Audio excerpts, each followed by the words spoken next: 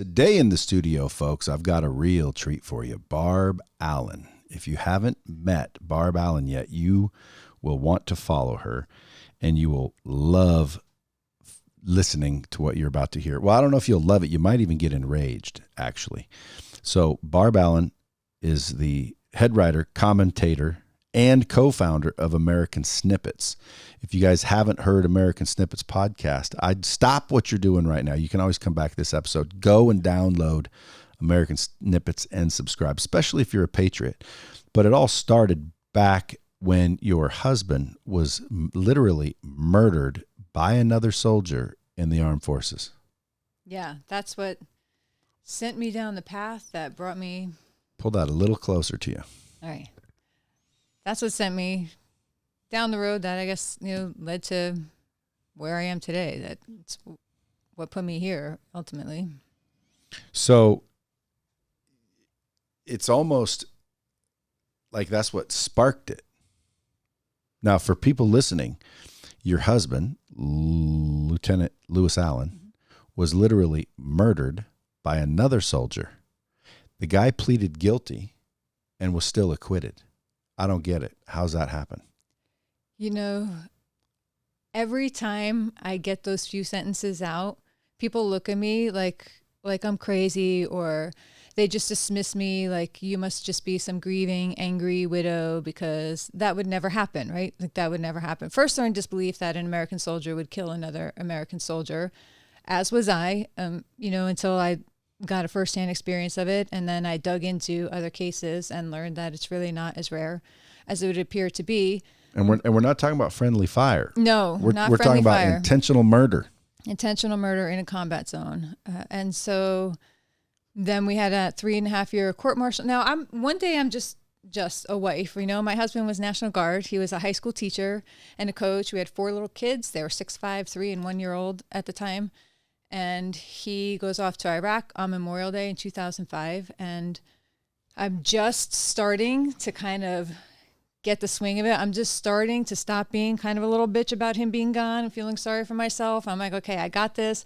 I'm going to rock this deployment. I'm going to reorganize the house. I'm going to lose my baby weight. I'm going to make this money. I was a realtor at the time. I'm just going to make him so proud of me. And we're going to get through this and then live happily ever after. But just 10 days after he left, my doorbell rang at 6:00 in the morning, and there's the military detail there on my door to tell me that my husband had been killed the night before. And so, you go from a wife, a mom, going about your business, and then everything just drops like that. And within 24 hours, my casualty assistance officer is what's assigned to you in the military. It's like your chaperone to walk you through all the process of becoming a widow, I guess. And so he came back to tell me that it was actually a homicide investigation now, that they were investigating an American soldier for killing my husband and the commanding officer, who was Lou's friend, Captain Philip Esposito. He died too? Yes. And so then you just don't really know.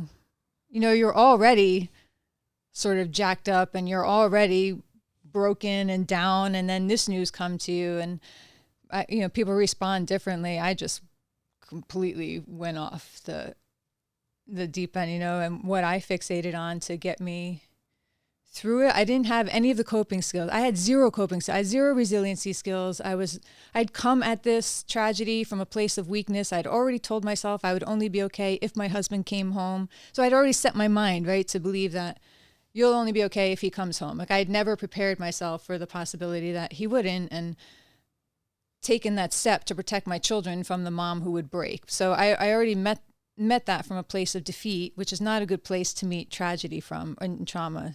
To come at it from a place of defeat is really not your best option, but that's how I did it. So I already went down. So what my resiliency skills were able to do to hang on at that time out of desperation was to just focus on revenge. I was like, I can't deal with the pain. I cannot deal with this pain. I was suicidal. I'm sitting there holding the pills, the whole thing, almost did it. And then I just said, no, if I have to live through this, I'm going to live for revenge. I'm going to live for my kids and revenge. And so then I did it again. I placed my well-being on an outcome I had no control over again, because I thought I'd get to see this guy die. But instead, I watched him acquitted 3.5 years later, I watched him walk out of the courtroom a free man after 3.5 years of, various levels of hell. So, but didn't he plead guilty? Which I found out after the acquittal. We saw this case kind of going down the toilet all along, but you're dismissed. You're dismissed as the grieving widow, just this young mom who's angry and devastated, and you can't really know what you're talking about, right? The people don't really give what you're saying much weight. So when I say, hey, the military judge has done this and that, oh, you must be mistaken, you must be wrong. I say, oh no, this happened, that happened. But I started doing my own investigating along the way. I started because we knew that we were not being told the full truth. We knew that something wasn't right, and I just had a bad feeling. How hard was it to get information from military?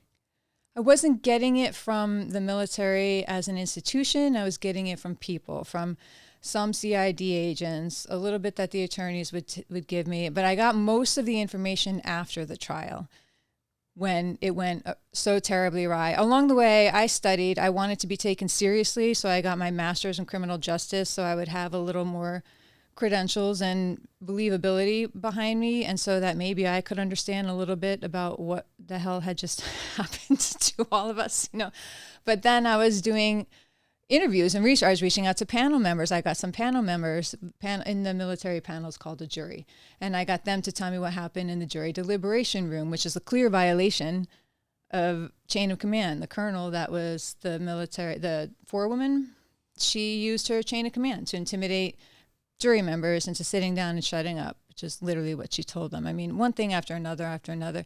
So I found out like the day after the acquittal that, oh, hey, about 1.5 years ago, he offered a guilty plea and the military rejected it and suppressed it. In the military, here's the kicker, right? In the civilian world, you can submit a guilty plea and say, like, you're not really admitting guilt, so to speak. You're just saying, I don't want to take my chances with the jury. So I may not necessarily say that I'm guilty. And the attorney may not necessarily believe that you're guilty, but they may just say, as I heard one attorney say to his clients, sometimes you just got to eat a shit sandwich and take the guilty plea even if you didn't do it, right? I've heard that said as well. But in this case, in the military, your attorney and you, if you're a member of the military, you are not allowed to submit a guilty plea unless you believe in the guilt. So that attorney believed in his client's guilt. And that client, Alberto Martinez, he was a supply sergeant, knew he was guilty and submitted the guilty plea, which should have been enough for the military to say, I'm going to take this guilty plea. What I found out after the fact, when I did my studying, when I went to another court martial, I watched the whole thing. I consulted with government experts. Like, I didn't just Google a fucking article and learn this, right? Like, I went there. I dove in. And so I learned that you should really never really trust a jury. If you have the plea in hand, it's the safest bet is to take the plea and get a conviction to some sort. So I was just, I couldn't believe it.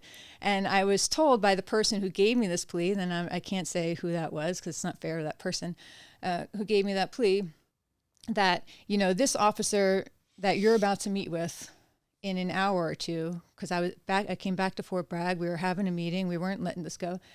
And I knew that this officer, high-ranking officer that I was about to sit next to in the meeting, I knew that he had a copy of that plea deal in his briefcase.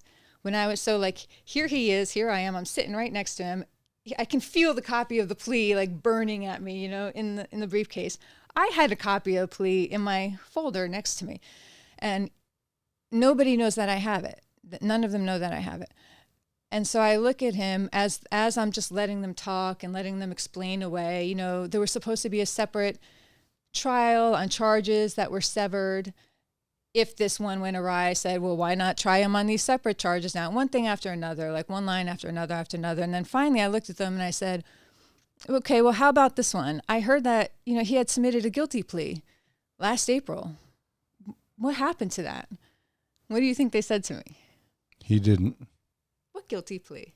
Yeah, we have no record of that. You must be mistaken. And at that moment in that time, like that's when I was like, all right. That's when you heard. Yes. That's when I heard that. I was like, all right, so this is how it's going to go. You know, I knew that they just wrote it all off. I knew but then you pulled they it were out done. and they heard. Yes, when I gave the plea to the New York Times and it ran on the front page. So you would think like, well, boom, there's the bombshell and now everything's back. You would think. Still acquitted. Yeah. Once he's acquitted, double jeopardy, you can't come after him for anything, right? Did he have high-ranking friends and family or something? So, I mean, I can speculate. I can't prove anything, so I'm not going to get into all the things that I think might have happened because. Well, I want to, though. Okay. Because something has to have happened. Like, you know, the military's not just out to save its right. own. Like, there's more stories of people getting wrongly accused than this, I think. Right. So, like, they're out to whack you if there's whacking to do. So somehow this guy got away with murder. Literally. So he was the supply sergeant of the unit. And Phil was the commanding officer. Phil was a West Point guy. Martinez was National Guard guy. And Martinez hated Phil, and Phil was running out of patience for Martinez. Martinez was losing items from supply. He was just bad at his job, and he was just a bad egg. Losing items? Losing items. What kind of items? Night vision goggles, supplies, printer, whatever was in supply, he was losing. And it turned out... Losing it, yes. But then it came out he was selling some of those items on the black market in Iraq. And that's what he was doing. And so I believe that it got deeper than that, right? And so some high-ranking officials were either complicit in it, benefiting from him selling the supplies, or B, it was just going to be their ass on the line if it came out that under their command this had been going on, you know, and so they buried it. He did come down the first time he was arrested, and CID messed up that arrest, and they threw out his statement, and all sorts of things happened. He did come out, Martinez came out and said, if I go down, I'm taking other people with me. And I think right there is the whole key to it. I think he wasn't full of shit. I think there were other people that were going to go down with him. If he went down, he was going to spill and talk about everybody who was complicit in that, you know. But along the way in the trial, like one of the people who was originally the head prosecutor, well, she was having an affair with a married CID agent who was the lead agent, special agent in charge, which I didn't put in my book or anything like this because I didn't want to detract from, I wanted to like stay mission focused, right? But there was all that stuff going on, and the defense knew how to use it. So they were in the military. That's a crime, by the way. You're not allowed to, the fuckery is a crime in the military, right? Like they frown upon that. You can kill someone and get away with it, but he'd get into trouble if he slept with somebody like outside of marital confines in the military. So, and that's just how it was then. I'm going to stop here for a second because it does sound like I'm a little bitter against the military. So I need to preface it with saying it's the opposite. I think this stuff needs to come out and people need to be educated, because if people were made aware of cases like this and you had to recognize the warning signs and there were protocols and policies put in place, if they applied the FBI's own workplace violence prevention strategy to the military, my husband would be alive today, and so would Phil. So would about a dozen other people who were killed by other soldiers. In the cases that I researched and identified, and I found all these warning signs, very easily identifiable, right? Mike Martinez threatened to kill the commanding officer hundreds of times. Hundreds of times threatened to kill him. Not even like, oh, I might just get that guy one day. Literally said, I'm going to frag that motherfucker. All the way up to the Inspector General office of that unit. But nobody took it seriously. They all said he was just venting. But they all distanced themselves from him. They all said, this guy isn't right. You know, I'm going to stay away from him for a little bit. But nobody thought to tell Phil that his life was being threatened by the supply sergeant. And that's because I think if they thought that he was serious, they would have told him. But some part of them kept them from thinking that an American soldier would actually cross that line, right? Something about him. They all knew Martinez was a screw-up, that he shouldn't be there, but there was still something that said, no, that code, that military code of camaraderie and brothership, he won't cross that line. So that's what needs to be discussed in the military a little more, because I was hearing from a lot of people who served who were like, well, you know, I used to sit up all night and wonder about this guy coming after us too. You know, it happens. the people in the military are people, and they need to be policed, and you need to protect them from one another, just like they need to be protected from other outside sources. So, it's just a mess all the way along. I could go on and on about all the things that went wrong in the case, but some things CID agents did or said, or it's really complex, very complex to explain. But I think the judge, things happened I couldn't understand along the way. The main judge recused himself just before trial, and the United States Army chief trial attorney, who was presiding over cases at Gitmo, the top trial attorney in the entire United States Army, appointed himself to this case. Why? It makes no sense. And then he torpedoed it. Sounds like maybe your husband stumbled into a ring. An illegal ring. Listening to it, I'm thinking, number one, do you have the movie rights to this? Do I have the movie rights? Yeah. I mean, and it's been mentioned before, but nobody ever does it, right? But that's a great movie. That's a great movie. And not only that, I know that you started, raising money to make sure more people are aware. You've got the Great American Summit coming up in Dallas. Well, Irving, same thing, right? Yeah. Irving, Texas, January 7th and 8th. January 7th and 8th. And people can go buy tickets, by the way, folks. If you guys are a patriot in any way, or you're just, really worried about the freedoms that we're getting, because you've evolved that into just basic freedoms. Our freedoms are being taken slowly. Any patriotism at all is frowned upon. The other day I'm watching the news. I swear the news said it. I don't know if I've told a few people, they're like, no. It said terrorism, and one of them was basically patriotism, saying the word patriotism. If you believe Trump's election was, what do you call it? Stolen. That's terrorism. I was thinking to myself, who makes this shit up anymore? Our freedoms are being, I believe, slowly removed. And so do you, correct? I do. So if people are listening to this and they want to help in any way, they can go to greatamericansummit.org and donate $5, $50, $500, doesn't matter. You guys are trying to raise $150,000, but I think my listeners could easily donate that, even if all of them put up $1. So again, I mean, I believe I have a lot of, they're called the bomb squad. I have a lot of patriots, a lot of good, people that love the country.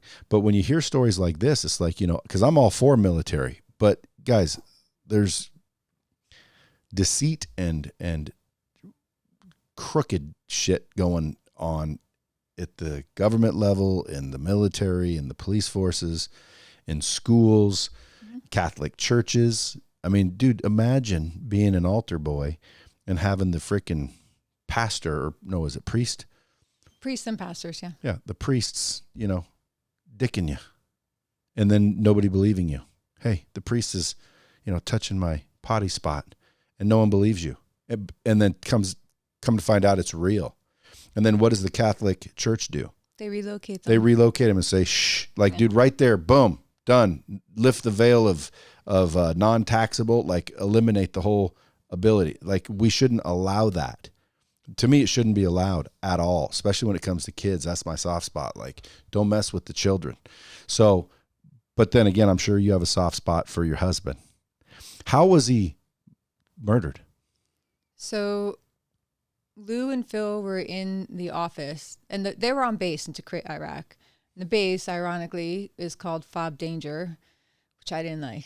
But so they were in Phil's Forward office. Operating Base? Yeah. And the office was on the first floor, and Martinez went outside the window. So say Lou and Phil were sitting at a table right there, and I'm at the window right here. Martinez came to the window outside, and he attached a claymore mine to the window, and then he detonated it and threw some grenades to make it look like an enemy attack. And what a claymore mine is, for people who don't know, I mean, I got into this. I used to carry a fake claymore around into Fox News and give demonstrations. That's how far I went, right? But a claymore, it is a ambush weapon, and it reads front toward enemy. On the front of it says front toward enemy. It's an Aper's mine. and it explodes 700 steel ball bearings out of it. At the distance, it hits like almost as far as a football field, and it goes about 4,000 feet per second. I mean, it's a kill zone. And he detonated that this close to Lou and Phil on the other side of the wall. Phil died instantly, really, but Lou was conscious for a couple hours. And so, over the weeks and months, information dripped out to me over his last moments and all that stuff. So, it's just like trauma upon trauma upon trauma upon trauma to hear it. But that's what he did. And nobody thought that was odd that a claymore went off through a window towards two people. At first, they didn't know. It took them like through the night. Like immediately when they got to the scene, because grenades had also exploded, they thought it was a mortar attack because the Iraqis had been trying to mortar the base. So they just assumed, because who would go there, right? Like who would think, oh, hey, maybe that wasn't a mortar. You're so used to hearing mortars. You're in Iraq. Like, oh, that must have been a mortar attack because other grenades went off as well. So, that was close. And this time they got two of our guys. But only when CID came the next day as a routine look over the scene, they were like, oh, that's not a mortar right there. And that looks different. And, oh, we better check this out. So it was really, the next day before they. And was Martinez arrested? He was arrested. I found out at the cemetery a week later. I found out that Martinez had been arrested. I got in the car after the graveside. So what did you think at first? When they told me he was arrested? No, that your husband had passed, and they didn't say he was murdered. They said he was killed in his sleep, and I knew that wasn't true because he was supposed to call me the night before, and he was on base, and he had access to it. And I knew, I had this feeling, I don't know where you are on all this, but I had so many experiences the day before where I was just sick. And part of me knew that my husband was dead before my doorbell rang. And sometimes I get a little emotional, so I'll try to like keep that at bay here. But I talked to my husband on video chat the day before with my 4 kids with me, and he was going to video me again later that night to find, and it was easy for him too, and he always did it. So, but about like 2:00 that afternoon, or like 1:00, he tried to call me, and I missed his call. I missed it, because I was in bad service area, and I couldn't get his call. And then I was like, I got to get home, and I'm driving home, and I had this feeling like we were in my town. I was driving back I was about maybe 20 minutes from my house, and I just felt, first I thought I saw him walking down the street. I was like, well, that's weird. And then it was more like I felt him, and it was more like I almost saw him sitting in the car next to me with his face like white as a sheet, like white. And he was looking at me, and I just felt like he was there saying, oh shit, to me. And I was like, what the fuck is happening? Like, am I losing my mind? And I race home, and my babysitter's like, Lou tried to call you about an hour ago. I'm like, I know, he tried to call. And I'm waiting, and I'm turning my computer up so I wouldn't miss that, beep that used to give when someone was online. And 5:22 p.m., I'm feeding my kids their dinner, and I'm leaning over to give my son something, and I literally felt like someone punched me right in my gut. Like I actually fell on the table for a second, like out of nowhere, right? And I was like gasping for breath. I'm like, what is happening? Like, what is happening? And I knew it then, I was like, oh man, like, no, and I was up all night waiting for my husband to pop in, and I'm messaging him, Lou, where are you? Nothing. And then my doorbell rang. What time was that? 6 a.m. And I heard him on the front steps, and the doorbell rang, and there's these people. Why would they come at 6 a.m.? That's like their time. They weren't going to come in the middle of the night. And I mean, there's really no good time to come, right? Yes, there is. You could come at 4:00, you could come at 6:00, whatever time you come, you don't want them to come, right? I know, but I hear you. No, I mean, like, let you get up and get your kids ready and relax. Well, because they also can't confirm that it's not going to come out on the news, that that word isn't going to come out, and they want to tell you. So I know some widows who found out on the news, they saw a someone's crash. knocking at your door at 6 a.m. That's not good news. No, right. And so, and I knew it, and I just, yeah, I mean, it's awful. When you opened the door and you saw him, did you break down immediately? I actually flew back into the wall and dropped onto the ground. And so I was not the vision of strength. There was nothing stoic about me. I was so insecure about so many things. I had no self-esteem. I had taught myself that I wasn't strong enough to handle anything. I could only handle things if Lou was there. Like Lou, I lived to be his wife. I lived for her. I loved him. And I knew everything would be okay as long as I had Lou. And I was like just starting to feel a little bit of moxie on my own, like I'm going to get through this deployment. But I knew that I could call him. And knowing that you have someone to call and talk to, you're not alone. He's going to raise these kids with me. I can do this for 6 months, you know. And I just said, I even said to him before he left, I said, you better not. I knew him, and I knew that he would literally take a bullet for someone. I just knew he would. And so I warned him. I'm like, I know you, and I get where you're coming from. I'm like, but I don't need you to be a hero. I'm like, I don't need a dead hero. I need my husband here. My kids need their dad. I'm like, so you may think that you're making that decision to save someone else. I'm like, but you don't have the right to make that decision for me and your boys. I say no. I say we need you. Like, this is who I was. What a piece of shit I am, right? But no, that's who I was. I was a piece of shit. I was like, no. I'm like, I need you more than they need you. I have 4 kids here. I can't raise them without you. I'm like, not only that, I have no interest. Why do you think that's no interest being a piece of shit? It's sort of a piece of shit. It's sort of self. That's like me saying, all right, Brad, me looking at your wife, right? Like, you know, if it comes down to Lou or Brad, I think Brad should die. You know, like, who does that? I'm just like everyone. I don't know. It's the truth. I don't know. So, but look, imagine I also put that on his head, right? But that's everyone. You shouldn't feel bad about that. That's everyone. Okay, I won't feel bad. Like if someone just said, "Hey, your daughter can die, or you can die," well, I'm picking you. Right. That's just the truth. Now, that's only because my daughter ain't going anywhere, but I see what you're saying as far as how that sounds, but I think that's anybody. Yeah. Like anybody. Especially when it comes to family. Like that's your husband. Father of your kids. Instinct. You shouldn't feel bad about thinking that. I know. Anyone would think that. Maybe. Right now, people would think it. Right now, people would, yeah, probably.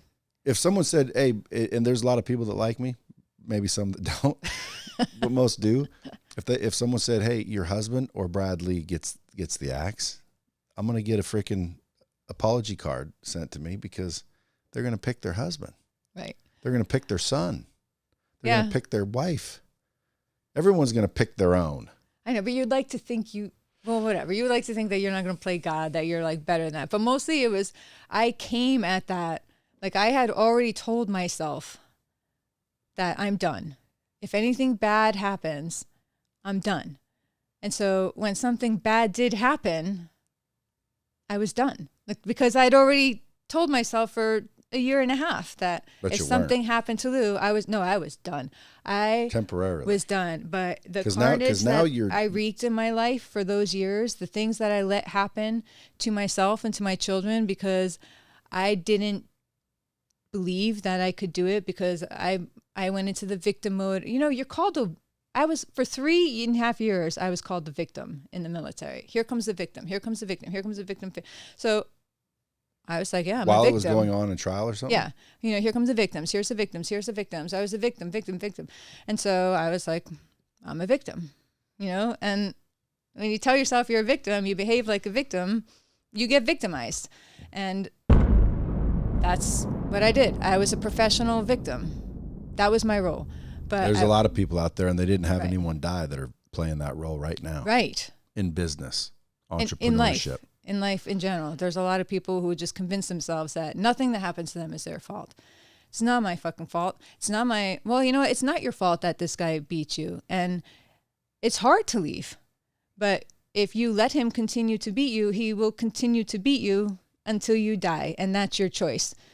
And until you acknowledge the fact that you're actually allowing that to happen, it's harsh. Like, nobody has the right to do that. Like, You know, it's not your fault he's beating you, but it is your fault he's beating you because you allow it to happen. I allowed people to victimize me for years, and it made me sick. But it changed that's you. the mindset. It did. It changed me for the worse at first, and now Yeah, it's you don't know that. hard. You just maybe In the had to long go term, through it it. changed me for the better. Yeah. Unfortunately, I was a slow learner. Like, I was stubborn, right? There's a difference between persistence and stubbornness, right? Persistence is for the greater good. It's also easier Stubbornness to is play not. the victim, isn't it? It is easier to It's just convince like we were yourself talking about you're in the the green victim. room. Yeah. You know, it's easier just to keep your mouth shut. Yeah. And well, I can't do this. What do they say? The enemy you know is better than the enemy you don't, right?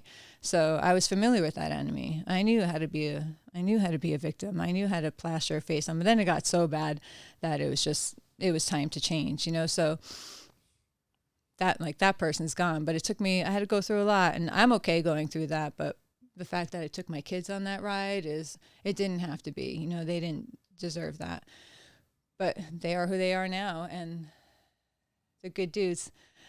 So you're using that strength that you found, which is good, to help bring and shed light on other families, other situations. Apparently, this isn't as rare as people think it is. The phrase I heard so often was isolated incident, and I finally got to the point. I'm like, one more person calls this an isolated incident, you know, because my husband and I followed a case in March 2003. Sergeant Hassan Akbar in Kuwait threw grenades into tents of sleeping soldiers. As the soldiers ran out, he shot them.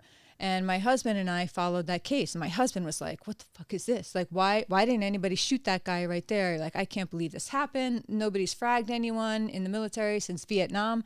And we followed every detail of that case. And Hassan was just convicted a couple months before my husband was killed. And then I'm going to digress for a second, but this is a good point. When this happens to you, you're like, who do I turn to? Like, I don't know how to do this. I don't know how to go through a military court-martial process. I don't know how to do this. And, you know, it's always good to find somebody who's been through what you're going through or has gone through. And there are a lot of people that are convinced, or they convince themselves that nobody's going to mentor them. I can't find a mentor for this. But the power of mentorship is game-changing. A mentor will change the game for you. And you need to do whatever you can do to get yourself in front of that mentor. And there's no excuses. I found a mentor for that particular situation. My husband was murdered by another soldier. I was going to go to Kuwait for a hearing. I was going to go to Fort Bragg for all these hearings. And I found a mentor in Terry Seifert, whose husband was one of the victims of the case that my husband and I had followed. And she called me and talked me through what it's like to be a widow in the criminal justice system in the military, specifically where I would be. So that pulled me together. You know, that saved me. So I always emphasize the power of finding. Who mentored you? You had a mentor at some point. Not really. No mentors in your life. Not one. Not really. I say not really because not official, but I learn from everyone. So I'm always learning. I've learned from my dad, my grandpa, my uncle, you know, all my clients, my kids, co-workers. Like, I learn from you. I'm learning I'm always learning. So I think everyone kind of mentors me, but from a official standpoint, never had one. Never in business, never like, hey, how do I cut this? Oh, you're just a natural closer. No, I would say I'm a natural idiot, meaning it's foolish to do that. Matter of fact, I just finished my book not too long ago, The Hard Way, Lessons I Learned the Hard Way. Yeah, I pre-ordered that thing months ago. It's coming. It's out getting printed right now. All right. So one of the things I talk about is, you know, seek that information. If I could go back at 18 years old and would have had a different perspective and quit thinking I knew everything and learned everything the way I learned it, shit, I'd probably be a billionaire right now. At least. Maybe a multi. And then I'd single-handedly fund your whole thing. People ask why I want $1 billion. To that event. Well, people ask why I want $1 billion. That's what it's for. Yeah. Is to be able to just go, you know what, here. Mm-hmm. You know what, here. For good reasons, good purposes. That'd be awesome, right? Just to give abundantly and still have enough for me. Because again, like I said, I'm no different. I'm no angel. Like if I had to give everything up to save a bunch of children, I would go without for saving children because I can get it back. But like in general, Yeah. I want to give abundantly, but have enough for me and mine also. Well, you can't pour from an empty cup, right? So that's right. And I do give now, but I don't give like, you know, millions and millions of dollars every month like I would if I were, you know, Jeff Bezos. Right. Can you imagine having that much money? Yeah. Because if you can't, you won't. Right. So let's get back to what you literally developed into. Yeah. So you found the strength and the courage. That obviously didn't ever get found out. It's just over, according to the military. Yeah, they've moved on. Then they won't award my husband the Purple Heart. They said he wasn't killed by the enemy. So, you know, there's all of that, like just constant insult to injury, so to speak. Yeah. You wrote a book. You wrote 3 books. I did. What's your favorite? I think that's a hard one to say because they all have different places. But what is the most me on point now is this last book I just put out, which is What Not to Wear to a Murder Trial and Other Tips Tragedy Taught Me. And that's literally from the court martial. There was a moment where I walked across the courtroom and alienated the military jury just because of what I was wearing, right? So that's where that title came from. What were you wearing? Well, I was wearing, looking back, it was pretty dumb. I don't know, like my previous outfit went awry. I was awake all night. I couldn't sleep. I didn't know what to do. I didn't know how to dress like a girl. I never dressed. My kids used to look at me and be like, oh my God, you're trying to dress like a girl. You must be leaving, Mom. Like that's like they knew if I had a skirt on, I was leaving because I never dressed like that. But I had on like this tight black skirt and this like tight red sweater that was like off the shoulders, and my plain black shoes broke. So I had on these stilettos, and I was up all freaking night making coffee. I put these curlers in I never put curlers, like ever, not before or since, I think. Put curlers in my hair. I don't even know why I had those stupid curlers, but I did. And it's Are like those still around? 2 o'clock Curlers? in the morning. And I'm like, you could smell my hair burning. I'm drinking coffee and crying and burning my hair because I had just run on the treadmill. I didn't know what else to do. So I show up to courtroom. I got like this like hair that's like all poofed out. I got on these tight clothes, these giant heels, and I'm tiptoeing. And the jury already didn't like me. And like they literally rolled their eyes at me, and the judge made fun of me a little bit. And I was like, oh, I needed them. I just made it easier for them not to like me. I just made it easier for them to dismiss my husband, you know? So, you know, there was a lesson in there too, but also some humor, right? Like I just like the title. It's just a fun title. So it is a good title. So you can get that book on Amazon plus her other 3 books. And by the way, if you're already wondering, how do you find her on social media? At Barb Allen Speaks. And by the way, it sounds just like it is. BARBALLEN. At Barb Allen Speaks. Correct. Right? I don't have my readers on. At Barb Allen Speaks on Instagram. Her website, americansnippets.com. You can go there and check it out. Subscribe to her podcast. Her podcast is good, by the way. I want to talk about this upcoming event, though. You've got Great American Summit. Yeah. And if you go to greatamericansummit.com, you can get tickets to go to this, which is basically a patriot rally. That's sort of what it's turning into, right? It's about, again, patriotism with purpose. We're bringing all these people together. Everybody that's speaking at this event has been on our platform before, and they're patriotic Americans, but it's more than just people coming to speak at you. You know, we're going to just fill that event with people who just love America. We invite people regardless of who you voted for, right? We'd like to see people who don't necessarily agree with us come to this event, because what we're looking for is to remind people that although we have so many things that separate us, the one thing we all have in common is we're Americans. And unless we can just learn to love the country that we're in, it doesn't mean you're saying it's perfect. It doesn't mean you're saying you necessarily love that person next to you, but we all have a right to be here, and we all have a right to live our American dream and build it. But I think we all have a duty. We actually all have a duty to live our American dream. What gave us that right, Barb? My husband, people like him, other people like him, gave us all that right. And that's what I'm getting at. That's right. People have died. Literally, protecting they have died. our freedom. Yeah. And so the way we honor them is to use the gift that they gave us, which is our freedom, and to help other people achieve that as well. And I think it's a dishonor and a disservice to not only to ourselves, but to those who've served, to not take advantage of that and to work together to everybody can build their own version of the American dream. It's different though. Like we all have that picture in our head. It's just different for everyone.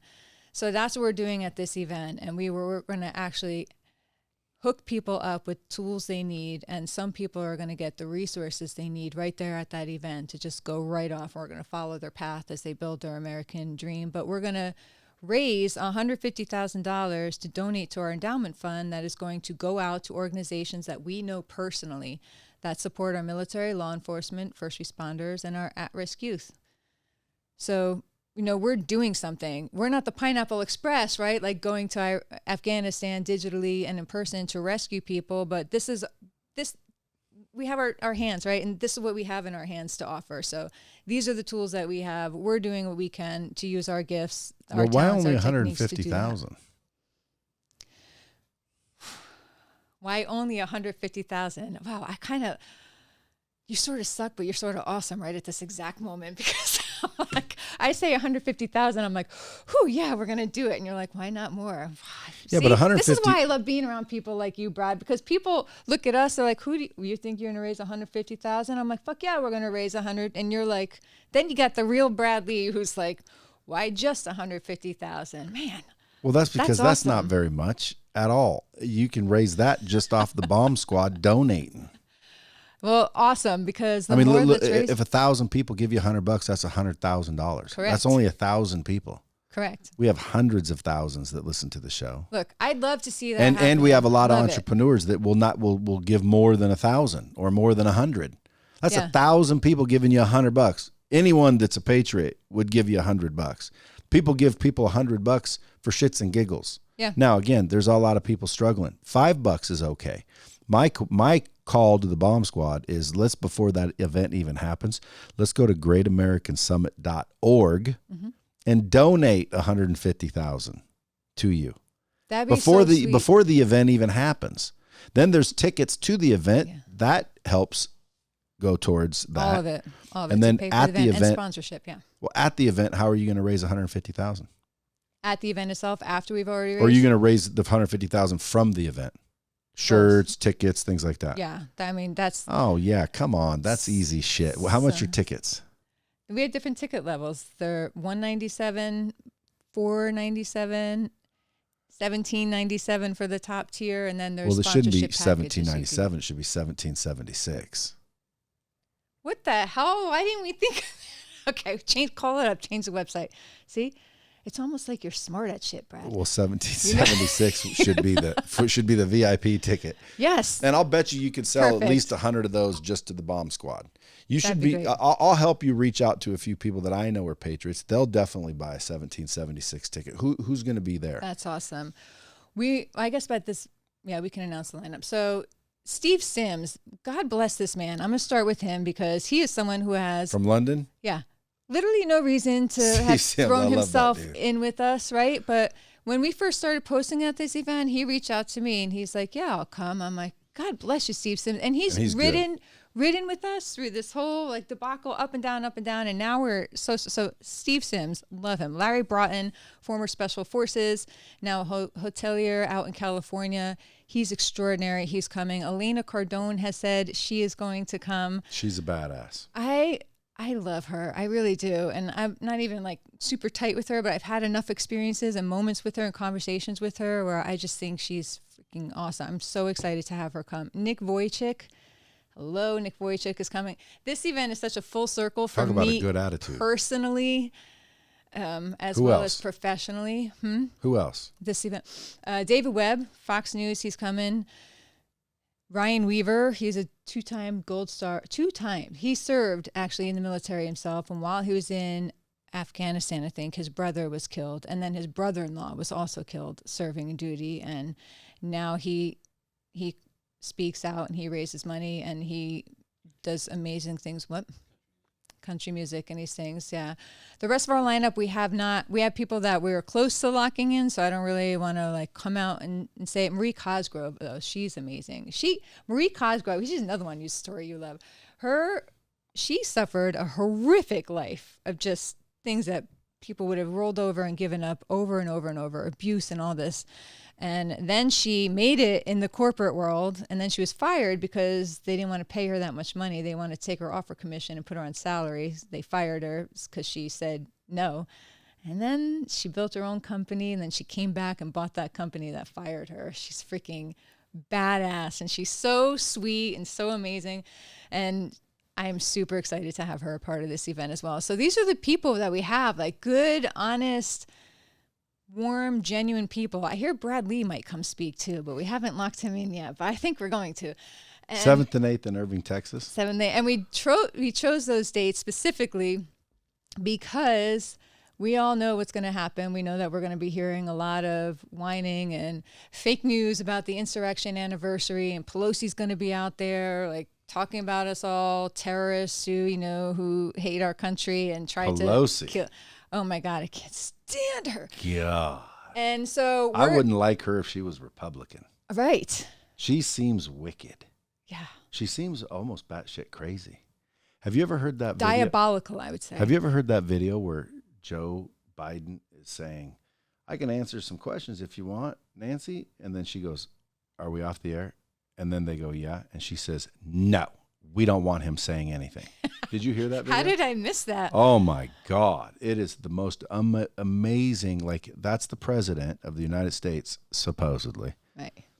Who is she? The Speaker of the House? I don't know. Like, what is that what she does? She's diabolical. She literally said, no, we don't want him speaking. I'll find it and play it before you leave. It's That'd be it's cool. amazing. I don't know how I missed that one. Here's what I'm wondering. Do all these, because I have people that follow me from the left. I call them lefties, and then I've got the righties. People ask me what I am. I'm a constitutionalist. I'm not left or right. I'm a little of both. In some cases, I'll consider me left. Right. In some cases, consider me right.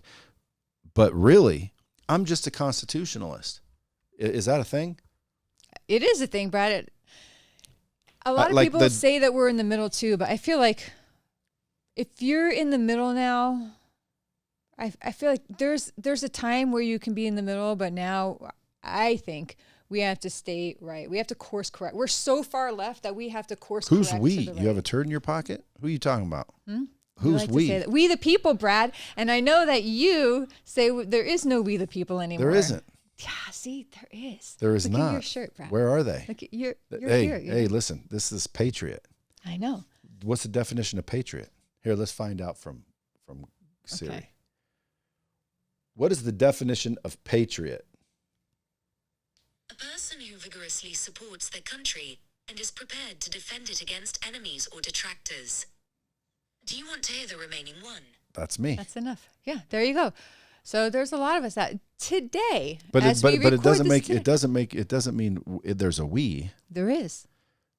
People are coming together. Okay, let me prove that there's not a we. You ready? You can try. And hopefully this will get everyone in the world riled up to prove me wrong, because I'd love to be wrong. You're wrong. Go ahead. I would love to be wrong. Okay. We, the people, run the country, correct? In theory. Well, no. What do you mean? In positions we, of power? We, the people. Yeah, you say there's a we. We, the people, are supposed to run the country. No, you say we do. The Constitution says we, the people. Yes. So we, the people, yeah. There is no we. The we doesn't exist. It's they and them and he and him and he and her and cowboys and Indians and gay and straight and frickin' they've divided us, black and white, and frickin' they've divided us. There is no more we. If there was a we wouldn't be dealing with the shit we're dealing with right now. Right? Like there's literally part of we have become them.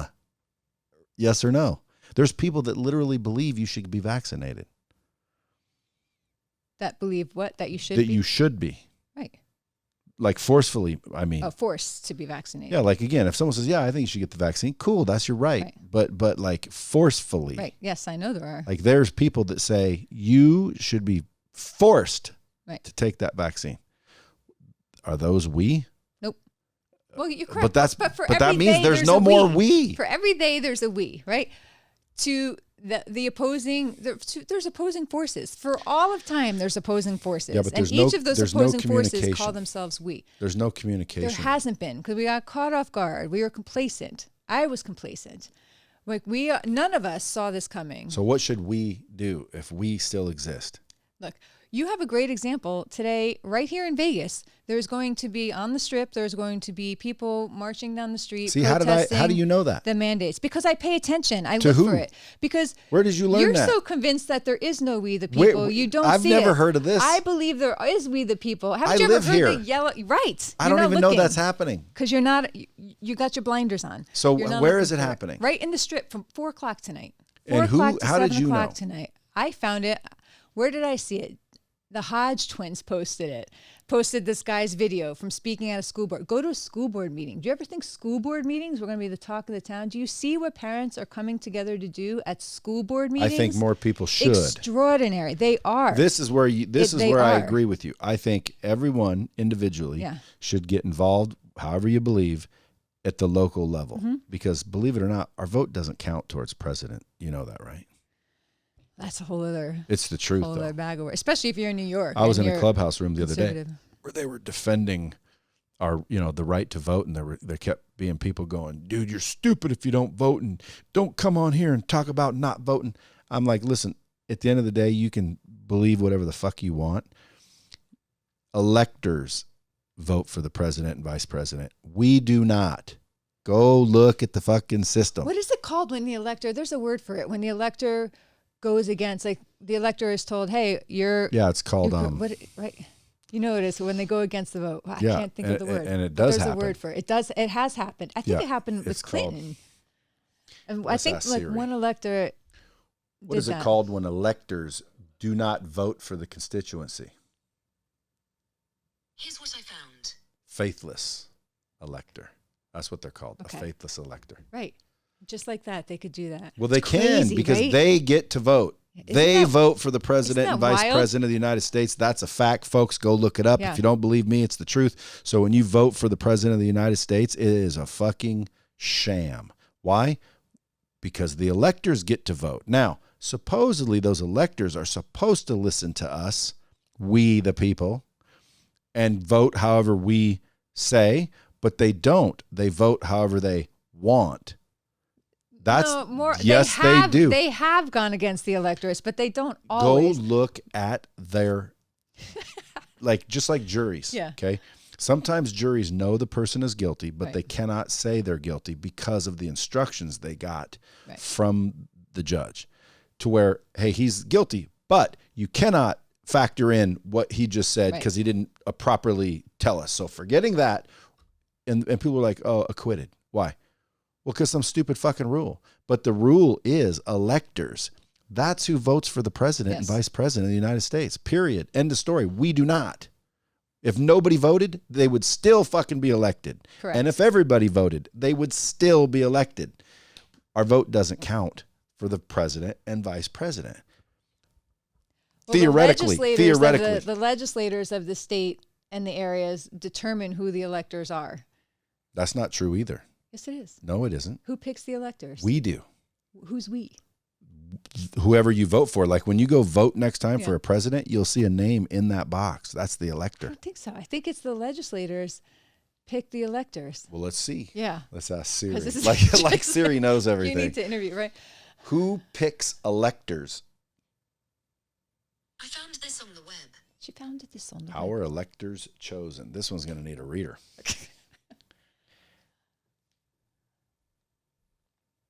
Here we go. This is how Okay. they get elected. Presidential electors get together in each state every 4 years to cast their votes for president and vice president. See, electors are chosen in processes defined by state law, creating a patchwork of selection processes. In some cases, state laws defer to political party bylaws to define how electors are chosen. So they're chosen differently for each one, for each state. So complicated. It is It's stupid. and everything is so watered down, so you don't really know where your vote goes or what matters. You just got to proceed on good faith sometimes and believe that whatever you're doing is going to matter. Or otherwise, in this case, Arizona, it's by state party chair. The state chair for each party with a presidential ticket selects electors prior to the general election. The chair also appoints replacements for elector vacancies. But at the end of the day, by state office holders and candidates, that's what you were saying? Yeah. Yeah, but Florida's the governor elects them. So different, I guess, state to state. However, here is what is true. They decide. Yes. They vote, and it is up to them. Yeah. It is not up to us. We can all vote one way, and if they wanted to, I'm not saying they do, folks. Everybody calm down. I'm not saying there's faithless electors everywhere. Right. I'm just saying technically, technically it's their vote. It's their vote. Do I think you should vote? Yes, I still think you should go vote. Yes, I think you should go vote for president. Okay? People say, do you vote? I don't vote. Why? Because, again, my vote doesn't count. I don't play shit that I don't win. It's stupid. My vote does not count ever in a presidential election. It doesn't. And for me to think it does is stupid. Now, I do believe locally it does count. And locally, the voter does elect or keep from being elected the officials. And I think that's where people should really get involved. School boards, your superintendents of schools, the people that are running your schools, your districts, your communities, your local, state, and city governments, that's where people should get involved right now, like immediately, and start paying attention and literally learn who people are that are running. People vote just because, I'm a Republican, I'm going to vote Republican all the way down the line.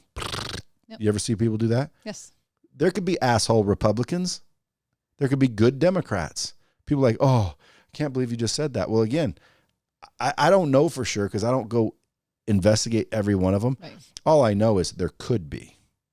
I think you should get to know the candidate as an individual, as a person, look at their past, do a little due diligence, and then vote for the best person that you think is going to do the best job to represent you. But then we disagree, which is why I'm saying there is no we, because we don't all agree, and we would have to.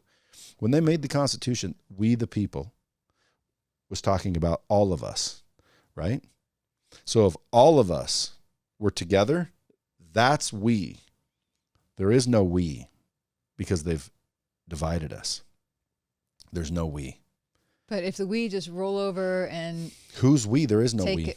There is we. Brad, go to the strip at 4 o'clock today, 4 to 7 o'clock today. You're going to see... That's not we. That's them. No. There's pockets of we around the country. Well, who's deciding who is we? Together. The left think we are we, and the right think we are we. Who's we? There is no we. Oh, my God. My head hurts. We've been divided.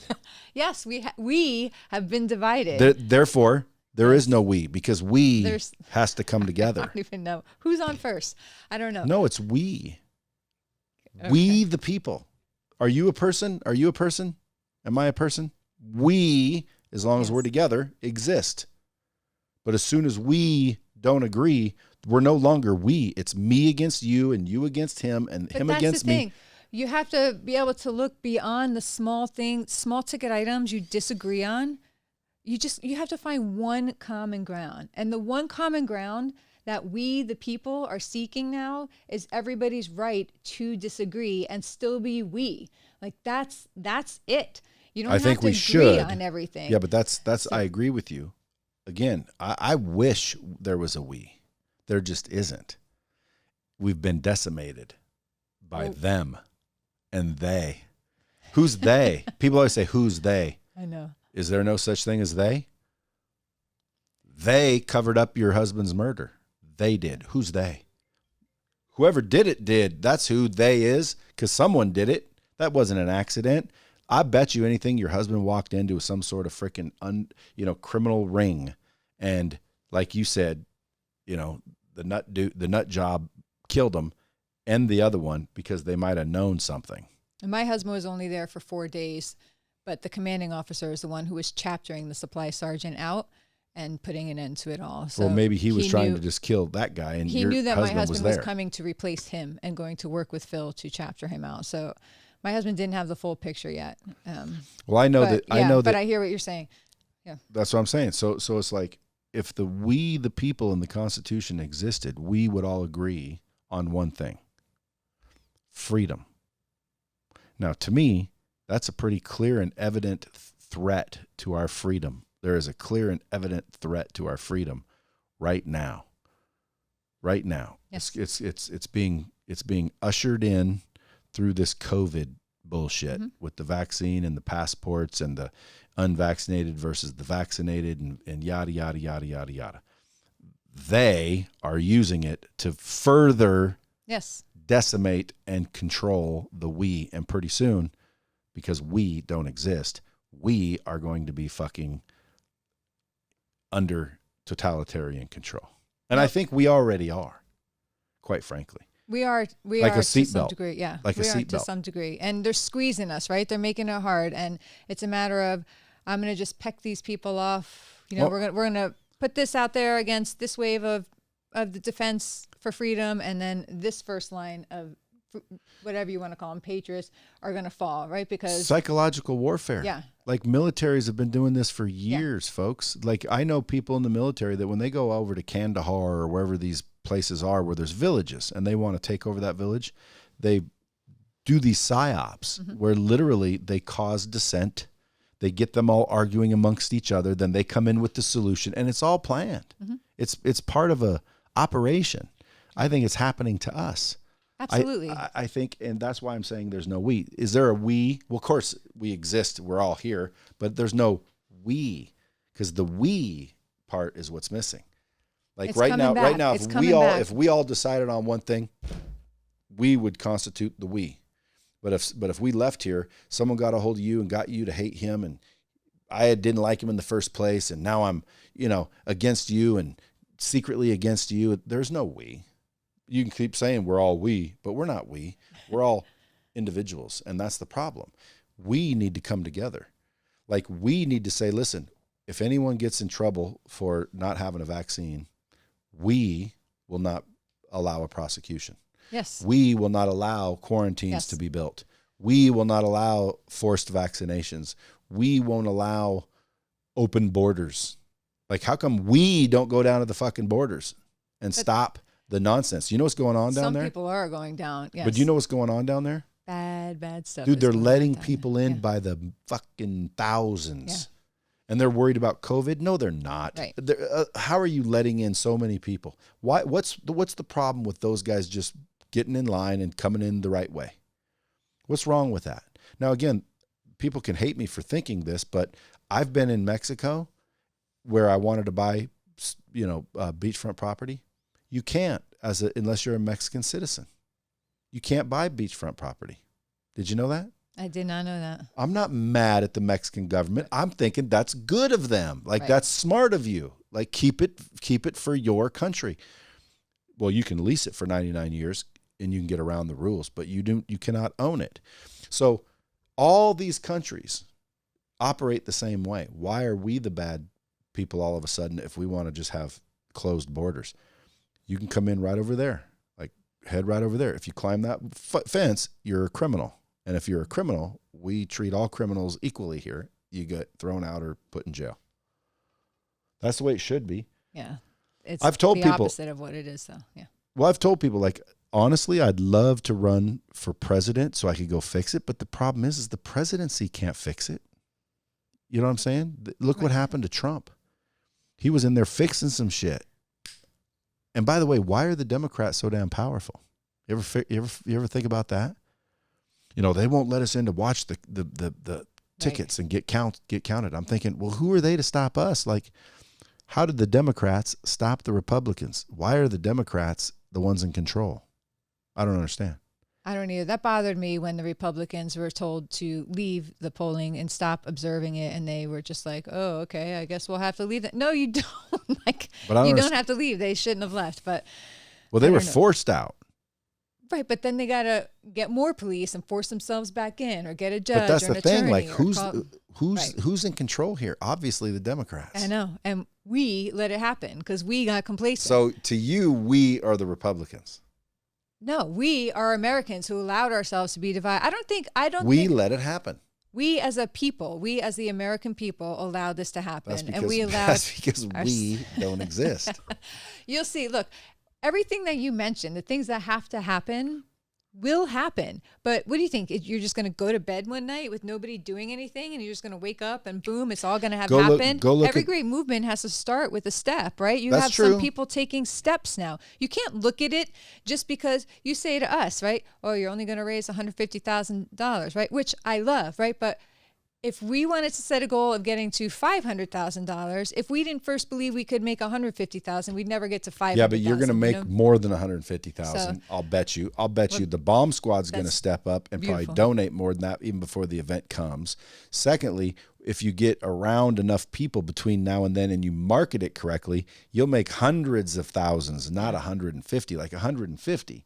Like shit, I can make 150 downstairs in my room. Matter of fact, here's what maybe I'll do for you. Okay, I'll put on some event downstairs where it costs, a couple $1,000 to come. I'll put 75 people down there, and we'll raise your 150. Beautiful. So you need to make another 150. Well, because that's not hard to do. 150 is really a tiny goal. Okay. You need to raise your thinking up. Like $1 million. Now you're talking at least a good sized goal. Perfect. You'll make 150. I guarantee you that. Perfect. I'll bet you anything you make 150. You'll have people. I'm not going to bet against us, but yeah. But you'll have people show up that probably give you the 150. I mean, I was at my buddy's event called Thrive. Yeah. His name's Cole Hatter. Good dude. You know Thrive. So we were there. I got one. So I think I donated like 10 G's, and then that inspired my buddy to donate. Like I think 35 G's, which inspired my other buddy to donate 50 G's, which they started competing. Right. They literally raised like $350,000 in 30 minutes on stage. So you do things at that event, 150 is easily going to get knocked out of the park. Mark my words. Yeah, that's beautiful. And Bomb Squad, listen up. You guys got to freaking go to AmericanSummit.org and just donate $5, $10, $15, $20, $100, $1,000. Show her what we can do, because the Bomb Squad, if there's a we, it's we. There is a we. It's funny too, because I used to go to this movie theater and there was a handy, I don't know the political way to say mentally challenged. Is that how you say it? That's good enough. So a mentally challenged guy was taking tickets, and I love the guy. And every time I'd walk up, he'd go, "And how are we?" That's all he'd say, and take your ticket. And if you didn't answer him, he wouldn't give your tickets back. He'd grab them, "And how are we?" And then you'd say, "We're good." And he'd go, "Enjoy your movie." And if you didn't say anything, he'd go, "And how are we?" That's great. It was hilarious. It was awesome. But the only reason I say there's no we is because collectively we're fragmented, we're separated, we're at odds. And it's been, in my opinion, right now, yes. 100% right now. And I think it's on purpose. Mm-hmm. I think they are punking we. And what's crazy is they are this big compared to we, but we are literally marching right into all their stupidity. Right, but we are figuring it out. Look in Australia. Look in Australia. How many politicians are in Australia? Not that many. I can't believe what they're doing over there. I know, but there's not that many politicians, but yet they are controlling millions of people because they don't have any weapons. Right. And because there's no we over there. So if all the people just stood up and just said, "Y'all are being eliminated. We need new people. Who wants to run?" Right. That would all be over. You're seeing people step up and run now. You're seeing people. Yeah, but you're seeing candidacies. I know, whatever. But you're seeing law enforcement, military, right, play the part where I don't worry about it. Very informal. He yells at me when I do that. Here's my thing though. If I ever get real active, here's who I'm reaching out to. Yeah. Military. I'm reaching out to law enforcement. I'm reaching out to the people that are enforcing the rules. So let's call them law enforcement. Yeah. National Guard, Coast Guard, military, anybody that's got weapons and they enforce this shit. State police, police officers, sheriff departments, all over this great nation. Those are the only people stopping this bullshit from happening. And those are the only people that are freaking allowing this bullshit to happen.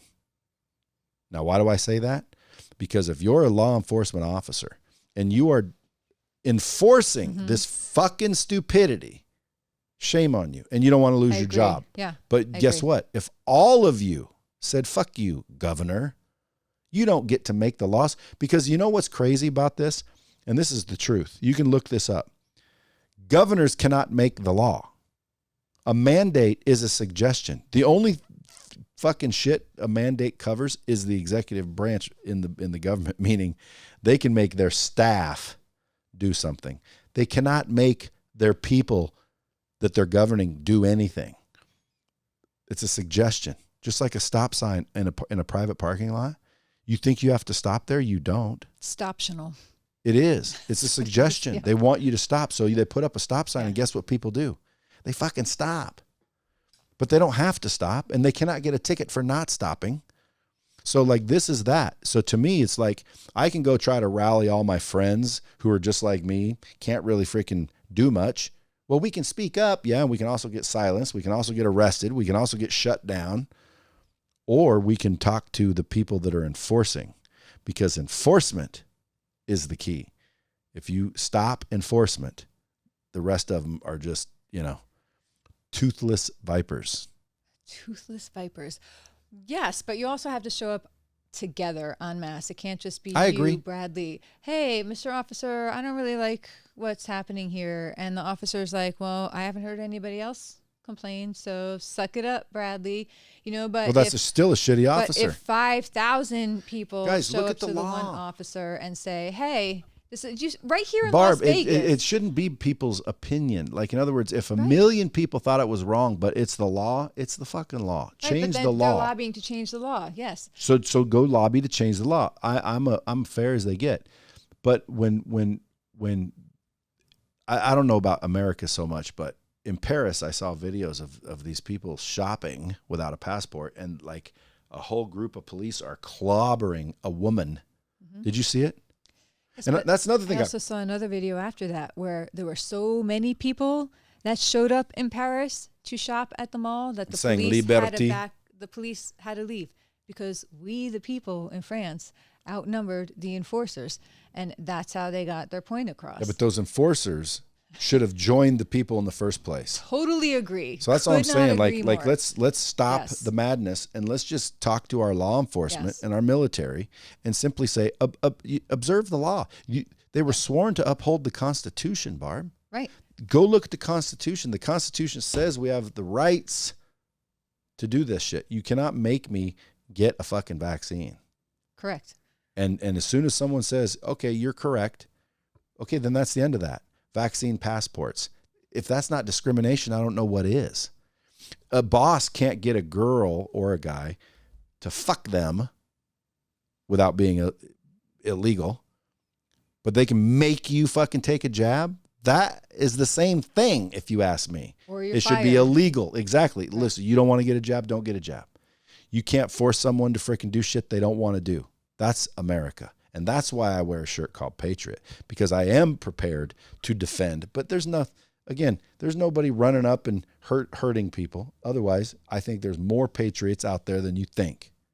You're one, aren't you? I believe I am. David, you're one. I'm one. I know my buddies are. I know a lot of people that are. And I think they're like me.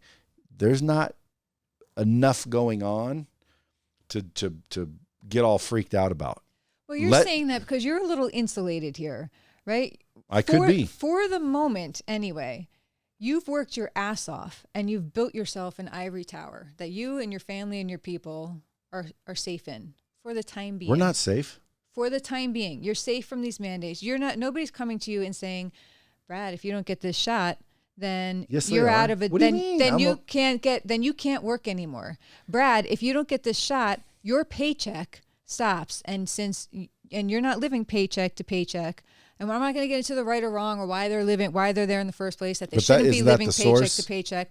But that's the fear. So now you have these people who are not going to be able to provide for their families. And that's a scary place to be. I've been there. I know it. I know what it's like to not know how you're going to pay your mortgage. I know that.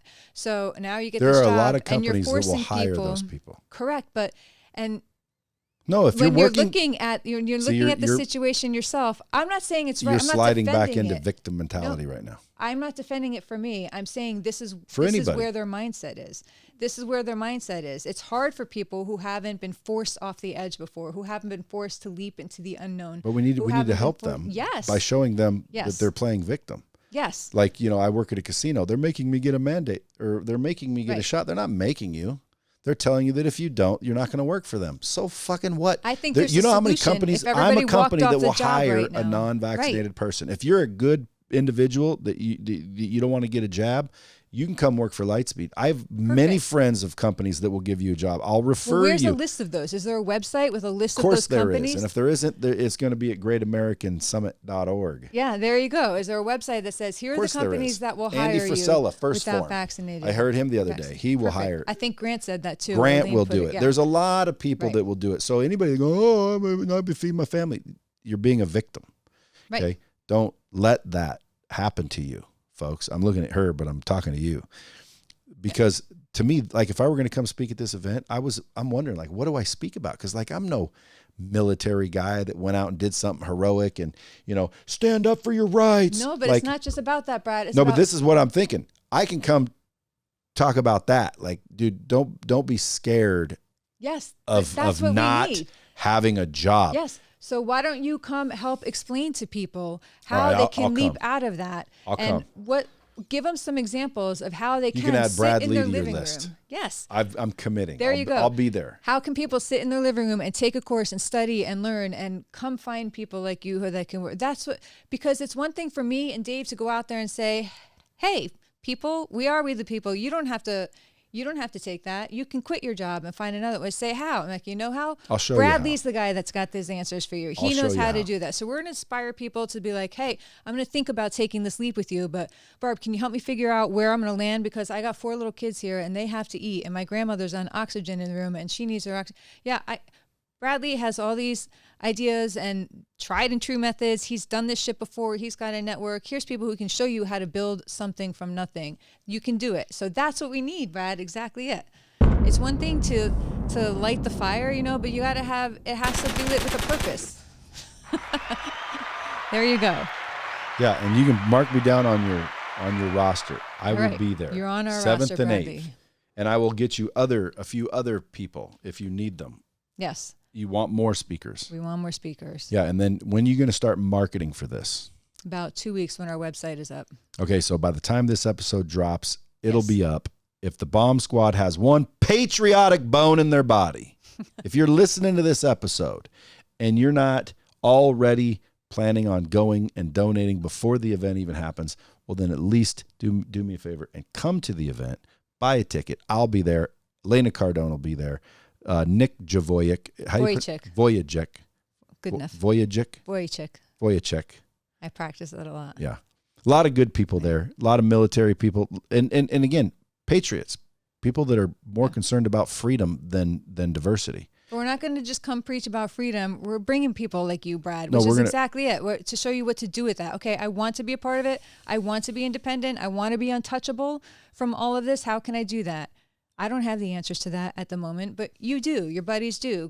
All these people that are coming, Steve Sims, Larry Broughton, they know how to do that. I love Steve Sims. Yeah. I wish he wouldn't have said, because I would have got him too.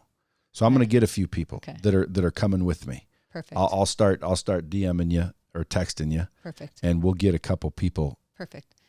good people Yeah. that are like Andy Frisella. I'm going to get Andy to go. Great. And if you knew what this was, 10 years ago, I'll stop talking. I know I'm blabbing. We're probably 500 hours over on this podcast.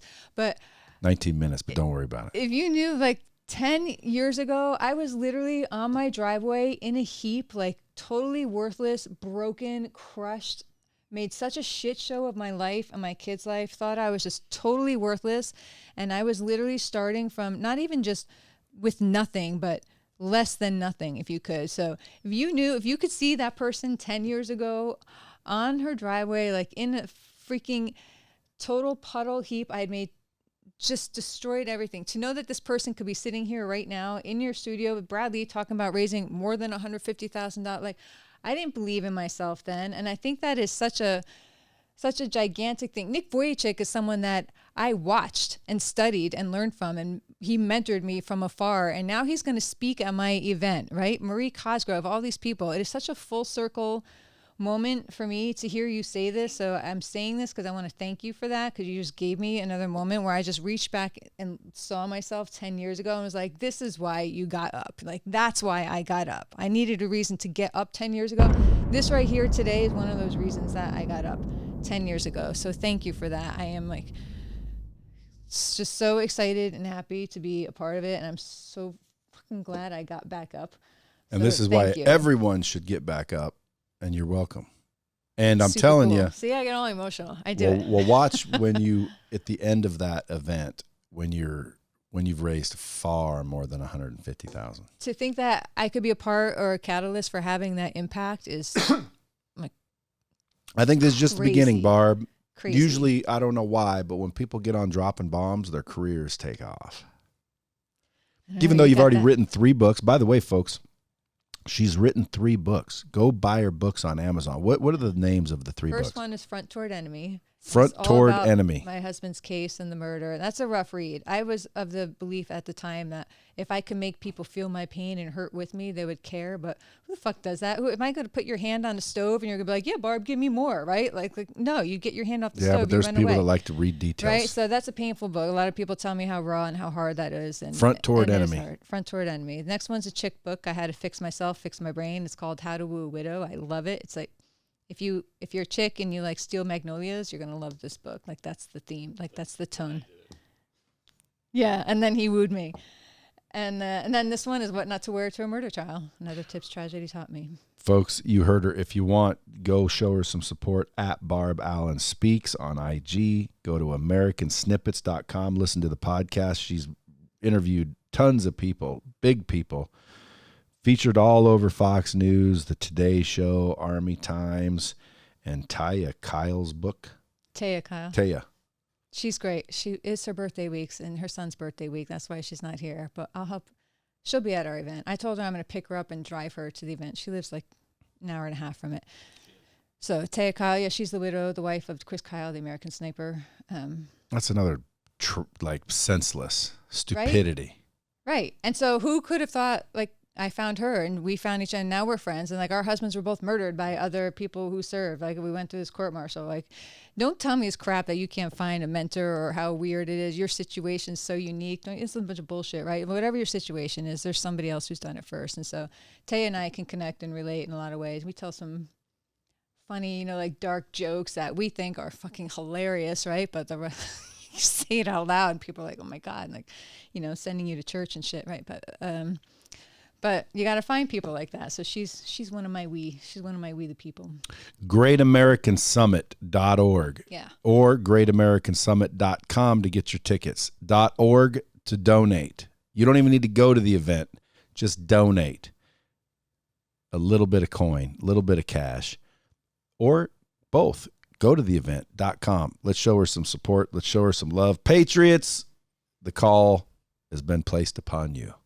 I hope I don't look stupid. Like, man, Brad, you ain't got more influence than a pickle. We got $8 donated. Thanks a lot. But anyway, I'll be there. I'll help, and I'm telling you, I'll bring some information to where people won't feel like a victim anymore. Perfect. Because nowadays it's not that difficult to work for yourself. Even in this day and age, all you need is a laptop. So you do need a little something, little internet connection. But, man, it's so easy to make money nowadays, build a personal brand, sell, close, persuade, market for other companies or yourself. It's so easy to make money. It's ridiculous. I'm gonna figure out another also ways to help you raise money. Thank you. Appreciate you guys coming in. I got to get in Pat Hilton as MC. I can't believe I forgot. Don't hate me, Pat. Pat Hilton's MC. Pat Hilton's MC. Oh, yeah, Pat Hilton. Shit, I almost forgot that. Yeah, Sorry, Pat. I love old Pat Hilton. I can't believe I almost forgot. Pat Hilton, everyone. Yes, Pat Hilton's I love MC. his voice. He sounds like he's a constant DJ. You cannot not laugh when he's around. Like you just have to. He's talented too. You ever hear him sing? Yeah. Boy, he don't care either. He doesn't give. He gives 0 fucks. There's a guy that I know Yeah. named Lee that sings karaoke in front of anybody. I should bring him. Okay. He'll raise money. Okay. No, I'm gonna try to bring Andy. Okay. Andy Frisella. Perfect. He's the perfect guy for you. There's a bunch of them, man. I know a lot of people that think Sean Whalen. There's Ian Went. There's I'm just thinking like bing, bing, bing. Like everyone would want to go. The question is can they? And even if they can't, be ready to stream, have a big screen, be ready to pipe them in, because there's going to be more people willing to help than you think, especially by January, because shit's getting thick. And I think freaking the silent majority that are being silent are starting to get a little bit uncomfortable. And by January, I think you're going to have more turnout than you think. I do appreciate you guys coming in. Thank you. Folks, you heard it. Share this in case someone else needs to. And as always, keep it real. Dropping bombs with the real Bradley. Subscribe now.